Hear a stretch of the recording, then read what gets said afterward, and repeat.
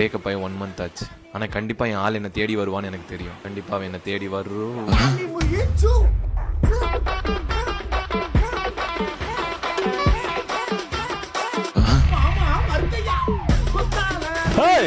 இவனுக்கு அண்ணா மாதிரி தான் சொன்னேன் பிரேக்கப் ஆகும் மாதிரி. இப்ப நீ கையை கொண்டு நடந்து வந்துட்டு இருக்க. ஃப்ரெண்ட் மாதிரி தான் சொன்னேன். ஃப்ரெண்ட் அண்ணா மாதிரி சொன்னியா? இல்லாட்டி தம்பி மாதிரி தான் சொல்லுவ? தம்பி மாதிரியா? ஆமா ப்ரோ. ஆக்சுவலா இவங்களோட 2 வயசு சின்ன பையன்.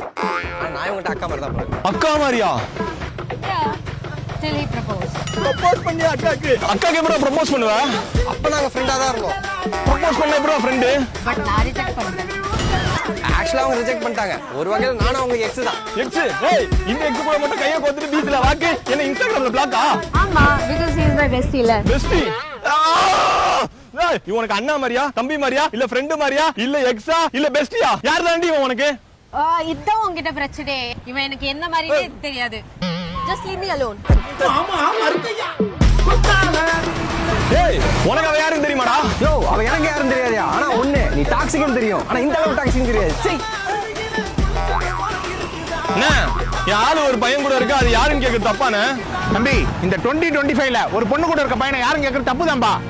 ஜென்சி படம் எல்லாம் பாக்குறது இல்லையா? சீ டாக்ஸிக்